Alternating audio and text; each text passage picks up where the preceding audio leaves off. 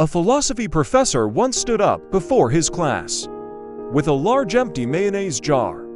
He filled the jar to the top with large rocks and asked his students if the jar was full. His students all agreed the jar was full.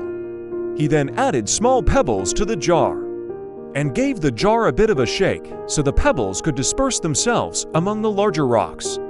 Then he asked again, "Is the jar full now?" The students agreed that the jar was still full.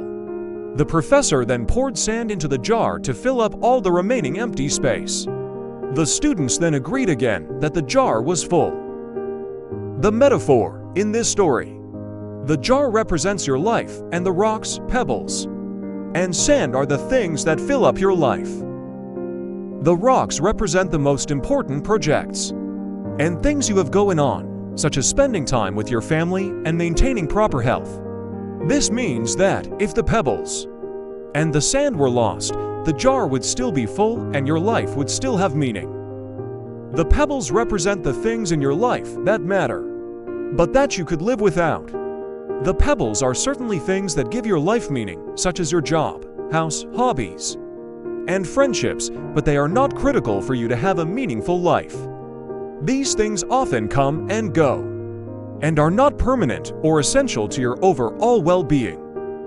Finally, the sand represents the remaining filler things in your life and material possessions. This could be small things such as watching television, browsing through your favorite social media site, or running errands. These things don't mean much to your life as a whole, and are likely only done to waste time or get small tasks accomplished. The moral, the metaphor here is that if you start with putting sand into the jar, you will not have room for rocks or pebbles. This holds true with the things you let into your life. If you spend all of your time on the small and insignificant things, you will run out of room for the things that are actually important. In order to have a more effective and efficient life, pay attention to the rocks because they are critical to your long-term well-being.